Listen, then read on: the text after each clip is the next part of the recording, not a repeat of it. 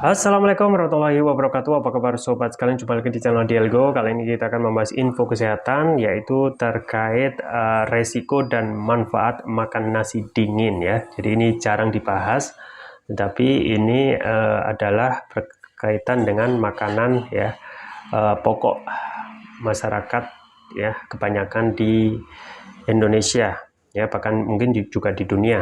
Nah, kalau masakan nasi panas ya biasa kita hidangkan, tetapi bagaimana dengan makan nasi dingin ya, apa manfaat dan resikonya? Langsung saja kita baca dan kita ulas sesuai yang dilansir oleh cnnindonesia.com dalam laman gaya hidup.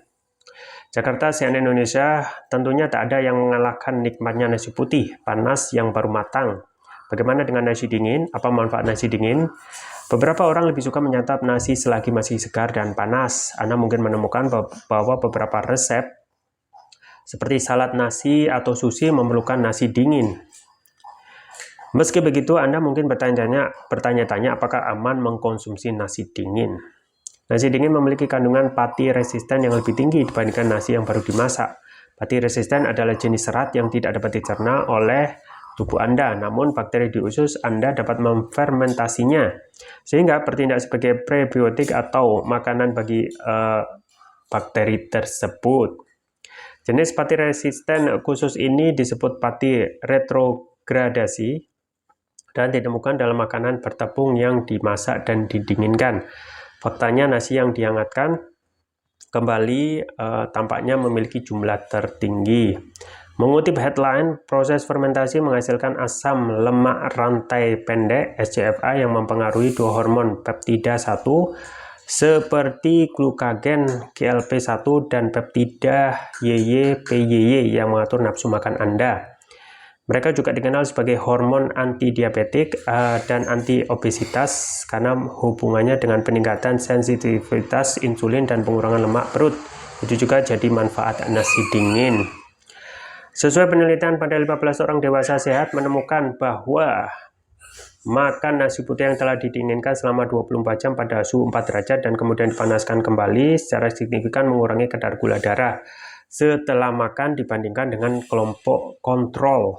Selain itu, sebuah penelitian pada tikus yang diberi makan bubuk beras retrogradasi menunjukkan bahwa hal tersebut meningkatkan kadar kolesterol darah dan kesehatan usus secara signifikan dibandingkan dengan kelompok kontrol.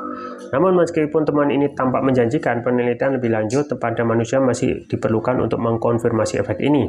Meski ada beberapa manfaat nasi dingin, namun makan nasi dingin atau panas meningkatkan risiko keracunan makanan dari Bacillus cereus yang dapat menyebabkan kram perut, diare, atau muntah dalam waktu 15 hingga 30 menit setelah menelannya. Bacillus cereus adalah bakteri yang biasanya ditemukan di tanah yang dapat mencemari beras mentah. Ia memiliki kemampuan untuk membentuk spora yang bertindak sebagai perisai dan memungkinkan bertahan saat dimasak. Berikut beberapa petunjuk penting yang harus diikuti mengenai cara menangani dan menyimpan nasi dengan aman. Sisa nasi sebaiknya tidak dibiarkan pada suhu ruangan lebih dari 2 jam. Jika iya, sebaiknya dibuang saja. Pastikan untuk mendinginkan nasi pada suhu 5 derajat Celcius untuk mencegah pembentukan spora. Anda dapat menyimpan nasi di lemari es hingga 3 hingga 4 hari. Mengikuti petunjuk pendinginan dan penyimpanan ini memungkinkan Anda mencegah spora berkecambah. Untuk menikmati sajian nasi dingin, pastikan menyantapnya selagi masih dingin dan tidak membiarkan mencapai suhu ruangan.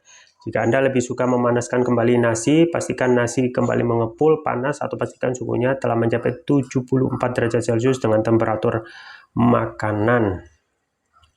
Ya itu ya sobat sekalian terkait dengan manfaat nasi dingin yang kurang lebih ada faktor penurunan kadar gula di dalamnya.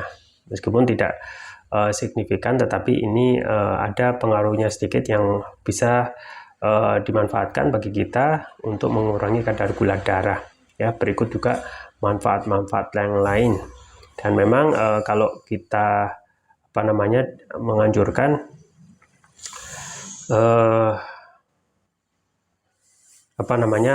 makanan nasi dingin juga memiliki resiko ya. Di antaranya keracunan makanan dari Bacillus cereus, bakteri yang bertahan saat dimasak dan dapat menyebabkan kram perut, diare, dan muntah ya. Jadi bagaimana, apakah kita memilih makanan atau nasi yang panas atau dingin ya, hanya kita yang bisa mengukur dan menakar ya, supaya tidak terlalu panas, pun kalau kita memakan nasi dingin tidak terlalu dingin, yang menyebabkan ya kandungan inti dari kalori makanan itu hilang. Itu saja ya sobat sekalian, dan saya juga terus merekomendasikan untuk selalu menjaga kesehatan imunitas tubuh dengan konsumsi rutin madu ya. Madu yang saya rekomendasikan adalah madu hutan. Ini bukan madu biasa karena berasal dari nektar tanaman di hutan. Dan madu hutan yang saya rekomendasikan adalah madu hutan Al-Kubro ya. Variannya banyak dengan manfaat masing-masing. Ada madu hutan Ambon, madu hutan Kaliandra dan lain sebagainya. Link pembelian ada di deskripsi, atau bisa kunjungi toko online kami di Elgo, di Tokopedia atau Shopee, dan bisa gratis ongkir. Itu saja bisa saya sampaikan, semoga bermanfaat. Jangan lupa like, share, dan subscribe. Sampai jumpa lagi. Wassalamualaikum warahmatullahi wabarakatuh.